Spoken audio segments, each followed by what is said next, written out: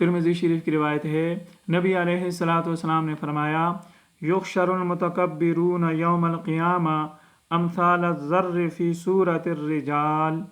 क़यामत वाले दिन मुतकब्बिरीन को, तकब्बुर करने वाले लोगों को इस हालत में लाया जाएगा कि उनके जिस्म चिमटियों की मानद छोटे छोटे होंगे।